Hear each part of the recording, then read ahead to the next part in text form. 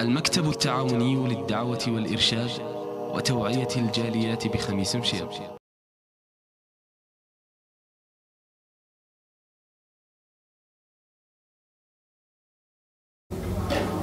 السلام عليكم ورحمة الله وبركاته. وعليكم السلام ورحمة الله. إن الحمد لله وحده والصلاة والسلام على من لا نبي بعده. أما بعد فقد قال الله تعالى في كلامه المجيد بعد أعوذ بالله من الشيطان الرجيم ولقد كرمنا بني آدم وقال تعالى كل نفس ذائقة الموت. শুকর আল্লাহ পাকের যিনি দয়া করে আমাদেরকে কিছু সময় আজকে সাপ্তাহিক প্রোগ্রামে উপস্থিত হওয়ার তৌফিক দিলেন, আমরা জন্য করি আলহামদুলিল্লাহ। অসংখ্য দরুদ ও সালাম বর্ষিত হোক নবী মুহাম্মদ রাসূলুল্লাহ সাল্লাল্লাহু আলাইহি ওয়াসাল্লাম। সম্মানিত বন্ধুগণ, আজকে আমরা যে বিষয়টি আপনাদের সামনে উপস্থাপন করব সেটি হলো জানাজার নামাজের নিয়ম পদ্ধতি আহকাম। জানাজার নামাজ আমরা কিভাবে আদায় করব, এর নিয়ম পদ্ধতি এবং মাসলা মাসাইল সম্পর্কে সংক্ষিপ্ত একটা আলোচনা ইনশাআল্লাহ। আল্লাহ রাব্বুল আলামিন আদম সন্তানকে সম্মানিত করেছেন, তিনি ইজ্জত দান করেছেন জীবিত অবস্থায় মৃত অবস্থায়। আল্লাহ রাব্বুল আলামিন যেটা বলছেন ওয়ালাকাদ কাররামনা বানি আদম, আমি আদম সন্তানকে সম্মানিত করেছি, সূরা বানি ইসরাঈল আয়াত নম্বর 70। অনুরূপভাবে আল্লাহ রাব্বুল আলামিন জীবিত এবং মৃত অবস্থায় যেমন আদম সন্তানকে সম্মানিত করেছেন, এটা সাফ কথা। অনুরূপভাবে আল্লাহ রাব্বুল আলামিন প্রতিটি আদম সন্তানের মৃত্যু লিখেছেন, এক কথায় প্রতিটি প্রাণী মৃত্যুবরণ করবে সে কথা আল্লাহ বলেছেন। আল্লাহ বলছেন যে কুল্লু নাফসিন যায়িকাতুল মাউত, প্রত্যেকটা নফস প্রত্যেকটা আত্মা তারা মৃত্যুর স্বাদ গ্রহণ করবে, তাতে বলে কি নাই সন্দেহ নেই।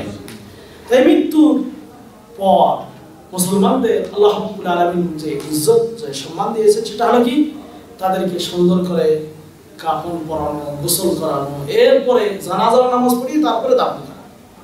তা আমরা আজকে দাফন কাফন সম্পর্কে আরেকদিন আলোচনা হবে ইনশাআল্লাহ আরেকটি বিষয়। আজকে শুধু আমরা জানাজার নামাজের পড়ার নিয়মটি সংক্ষিপ্ত করে আলোচনা করব ইনশাআল্লাহ। আল্লাহ রাব্বুল আলামিনের নবী মুহাম্মদ রাসূলুল্লাহ সাল্লাল্লাহু আলাইহি ওয়াসাল্লাম তিনি জানাজার নামাজ প্রসঙ্গে বলেছেন, যে ব্যক্তি জানাজার নামাজ কোন মুসলমানের জানাজার নামাজে অংশগ্রহণ করবে তার একটি কিরাত হবে, আবার যে ব্যক্তি তার দাফন কাজেও শরীক হবে তার 2 কিরাত সওয়াব হবে। সাহাবায়ে কিরাম জিজ্ঞেস করলেন কিরাত কি জিনিস হে আল্লাহর নবী? তিনি বললেন মাসালুল জাবালাইনিল আযীমাইন, দুটি মস্ত বড় পাহাড়ের সমান সওয়াব তার আমলনামায় আল্লাহ রাব্বুল আলামিন কি লিখে দিয়েছেন। যেমন হাদিসে এসেছে, আবু হুরায়রা রাদিয়াল্লাহু তাআলা আনহু বলেন আল্লাহর নবী বলেছেন মান শাহাদাল জানাজাতা হাত্তা ইউসাল্লা ফালাহু কিরাত, যে ব্যক্তি কোনো জানাজার নামাজে উপস্থিত হয়ে জানাজার সালাত আদায় করবে, নামাজ পড়বে, তার জন্য একটা কিরাত হবে, এবং যে ব্যক্তি তার দাফন কাজে শরীক হবে তার 2 কিরাত। সাহাবায়ে কেরাম জিজ্ঞেস করলেন কিরাত কি জিনিস? তিনি বলেন দুইটি মস্ত বড় পাহাড় সমান সওয়াব। হাদিসটি ইমাম বুখারী রাহিমাহুল্লাহ বর্ণনা করেছেন।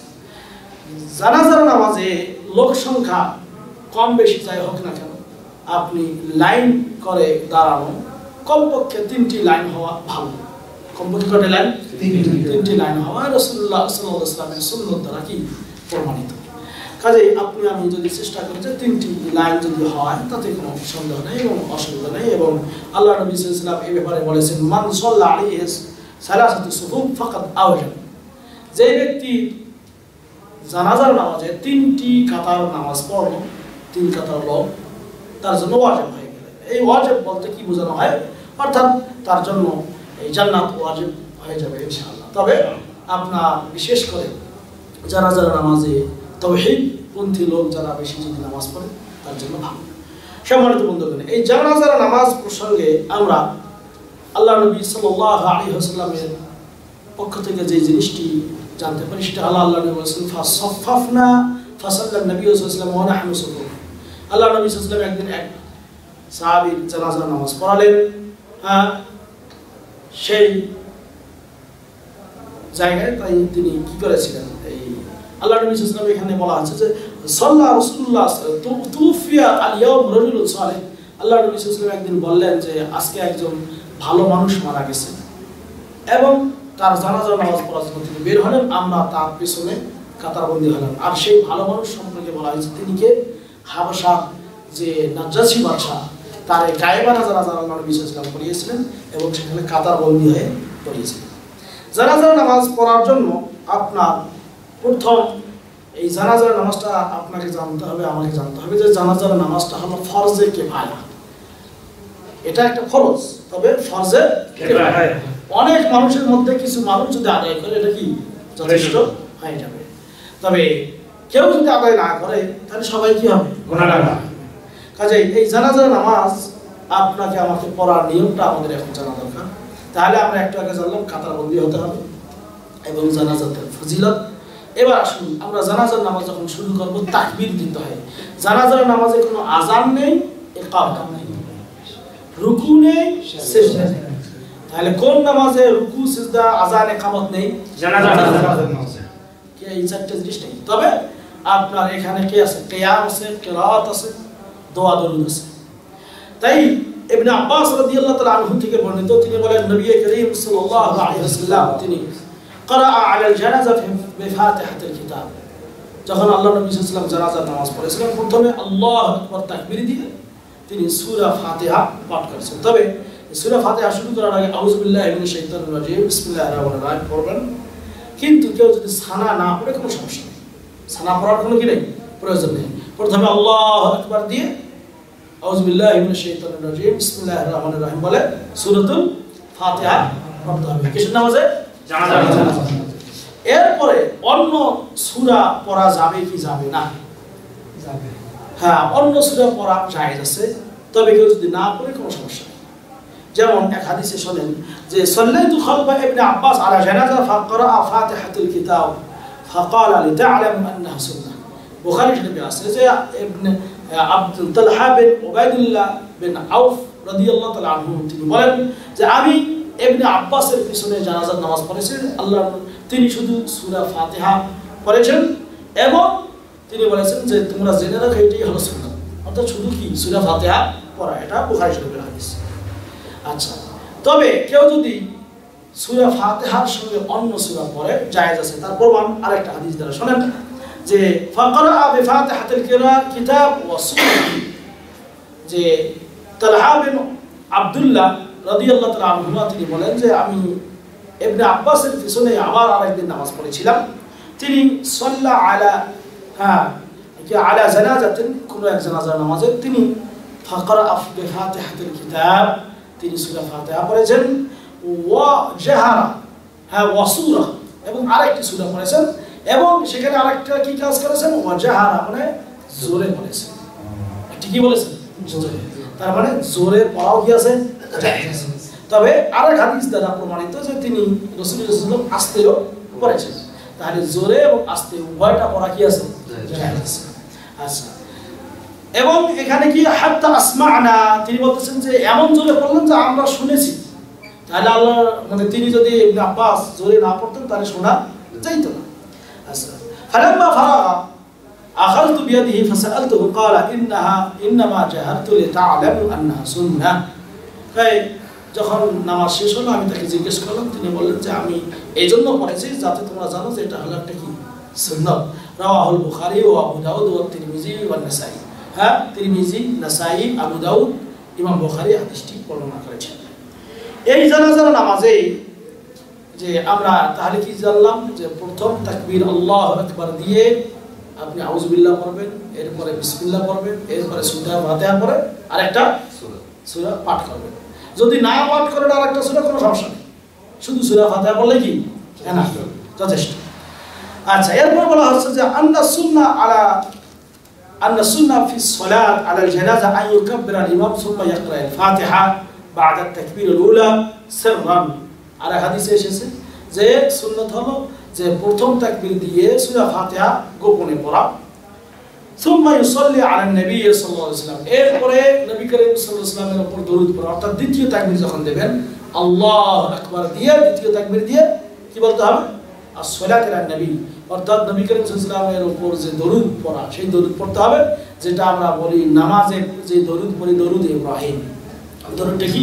আল্লাহুম্মা সাল্লি আলা মুহাম্মদ ওয়া আলা আলি মুহাম্মদ কামা সাল্লাইতা আলা ইব্রাহিম وعلى آل إبراهيم إنك حميد مجيد اللهم بارك على محمد وعلى آل محمد كما باركت على إبراهيم وعلى آل إبراهيم إنك حميد مجيد এরপরে আপনি আল্লাহু আকবার দিয়ে তৃতীয় তাকবীর দিবেন তৃতীয় তাকবীর দিয়ে আপনি যে জিনিসটি পড়বেন সেটা হলো কি আল্লাহুম্মা ইগফির লিহাইয়িনা ওয়া মাইয়িতিনা ওয়া শাহিদিনা ওয়া গায়িবিনা ওয়া সাগীরিনা ওয়া কাবীরিনা ওয়া যাকারিনা ওয়া উনসানা আল্লাহুম্মা মান আহইয়াইতাহু মিন্না ফাআহইহি আলাল ইসলাম ওয়া মান তাওফাইতাহু মিন্না ফাতাওফাহু আলাল ঈমান আল্লাহুম্মা লা তাহরিমনা আজরাহু ওয়া লা তাফতিরনা বা'দা এখানে একটি কথা যদি পুরুষ হয় তাহলে এই হু বলবেন আল্লাহুম্মা লা তাহরিমনা আজরাহু ওয়া লা তাফতিরনা বা'দা হ্যাঁ অনুরূপভাবে আগের জমিরগুলি তাহলে সেগুলি পুরুষবাচক আর যদি মনে করেন মহিলা হয় তাহলে আপনি শেষে বলবেন যে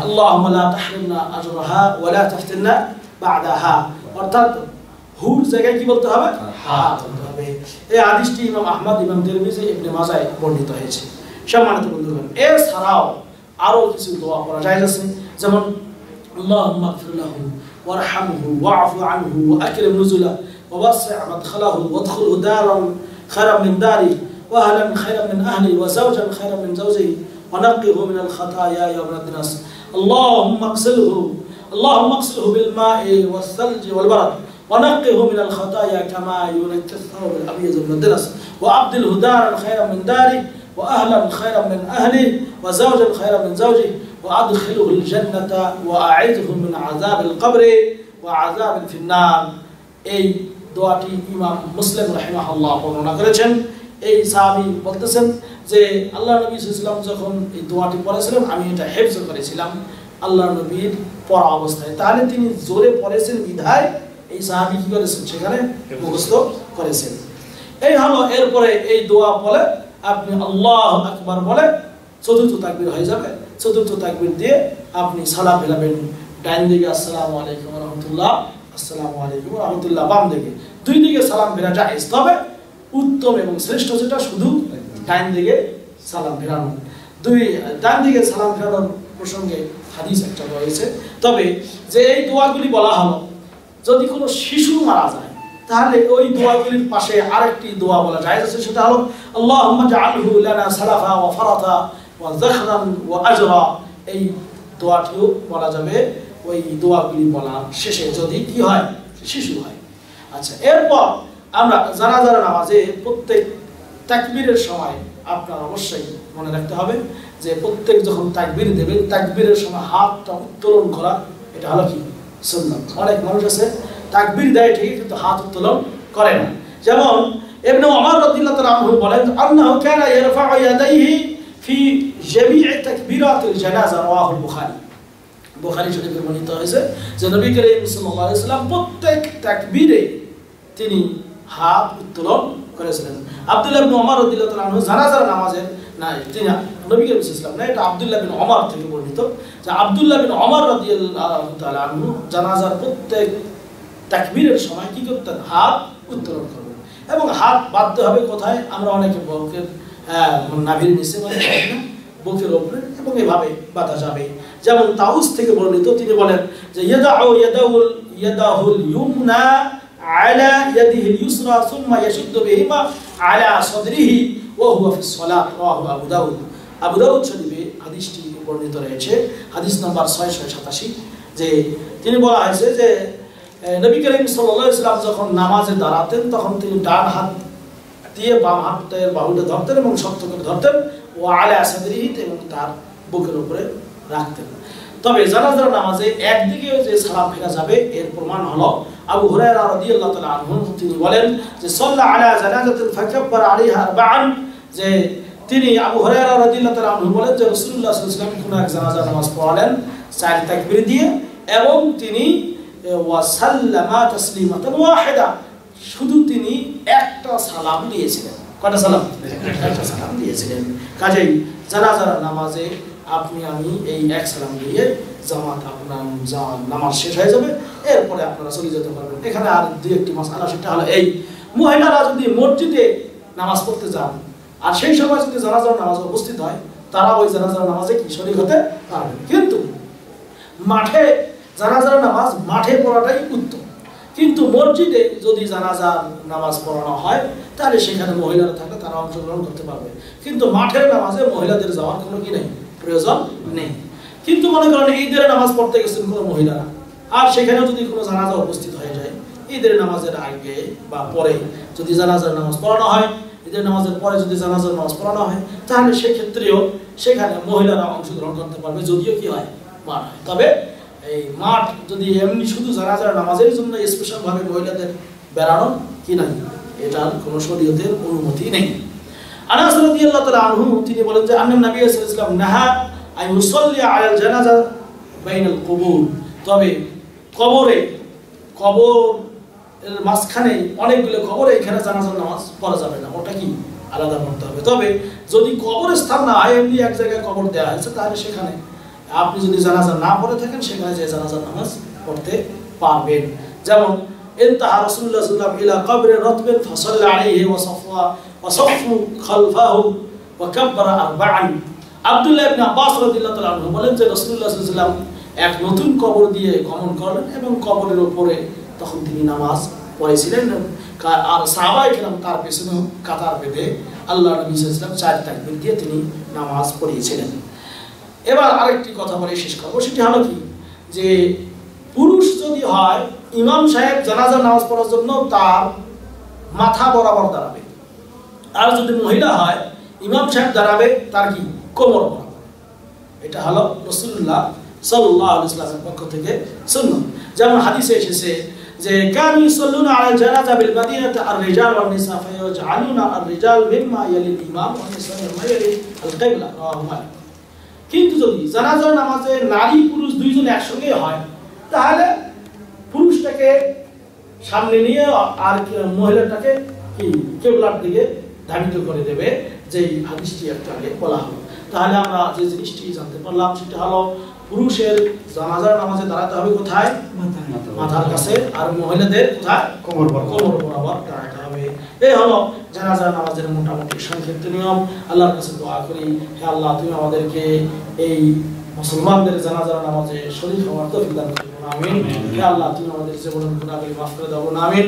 আল্লাহ আমরা যেন সহিভাবে তোমার দ্বীনের আলোচনা করতে পারি, মানতে পারি, জানতে পারি, এই তৌফিক যেন তুমি আমাদের সবাইকে দান করুন, আমিন। সাল্লাল্লাহু আলা নবিয়িনা মুহাম্মদ ওয়া আলা আলিহি ওয়া সাহবিহি আজমাইন। আসসালামু আলাইকুম ওয়া রাহমাতুল্লাহ।